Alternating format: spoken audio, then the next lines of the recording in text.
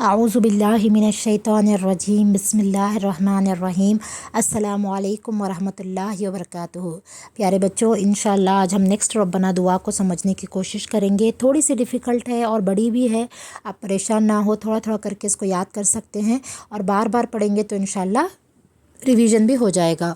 तो चलिए इस दुआ को समझने की कोशिश करते हैं।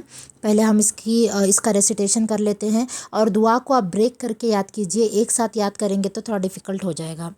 रब्बना व अदखिलहुम जन्नाति अदनिन अदनिल्लती वअदतहुम वमन सलह मिन आबाइहिम व अज़वाजिहिम व ज़ुर्रिय्यातिहिम इन्नका अंतल अज़ीज़ुल हकीम।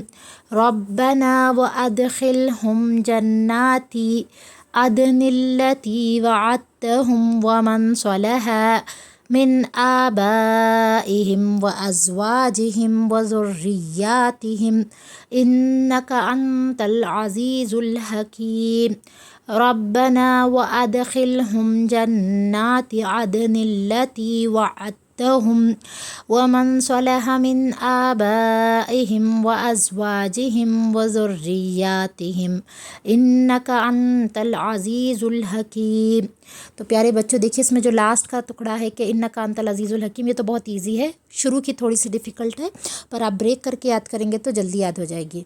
इस दुआ में भी प्यारे बच्चों हम जो है अल्लाह ताला से जन्नत मांग रहे हैं और हम अल्लाह को ये बता रहे हैं कि ये वो जन्नत है अल्लाह ने जिसका हमसे वादा किया है।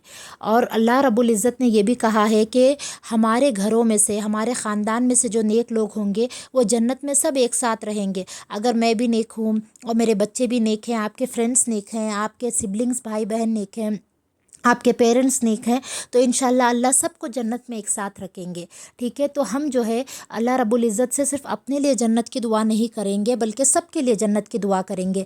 और हम चाहते हैं कि हम देखो दुनिया में भी हम लोग क्या बोलते हैं कि सब मिलकर रहना, अपने बहनों के साथ मिलकर रहना, भाइयों के साथ मिलकर रहना और अपने पेरेंट्स के साथ, कज़िन्स के साथ मिलकर रहना, ये हम लोग चाहते हैं ना। हम चाहते हैं टुगेदर रहें, हैप्पीली फैमिली के साथ रहें। तो ये जो है जन्नत के लिए जहाँ हमें हमेशा रहना है। दुनिया की ज़िंदगी तो ख़त्म हो जाएगी लेकिन आखिरत की ज़िंदगी, जन्नत जो है हमेशा रहने वाली है। उसके लिए भी जो है हमें सिर्फ अपने लिए नहीं दुआ करना है बल्कि अपनी पूरी फैमिली के लिए दुआ करना है। तो प्यारे बच्चों, आप देखिए कि कितनी प्यारी प्यारी दुआएं हैं। आज हम अल्हम्दुलिल्लाह 36 दुआ पर हैं। अगर हम 4 दुआ और याद कर लेंगे तो हमारा कोर्स कंप्लीट हो जाएगा।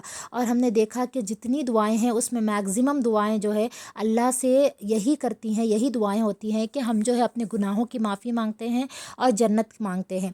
तो देखिए कि कितना इम्पॉर्टेंट है। और हर दुआ से हमें यही सबक मिलता है कि हमारा नज़र, हमारी फोकस और हमारा जो वो होना चाहिए अटेंशन, वो आखिरत पर होना चाहिए। क्योंकि दुनिया की ज़िंदगी में कोई भी इंसान नहीं है जो 100 साल से ऊपर या फिर यूँ समझिए कि हमेशा ज़िंदा रहा हो। हर एक को मरना है। कोई 120 साल में मरेगा, कोई 100 साल में, कोई 20 साल में, कोई 40 साल में, लेकिन मरेगा सब लोग, सबका इंतकाल होगा।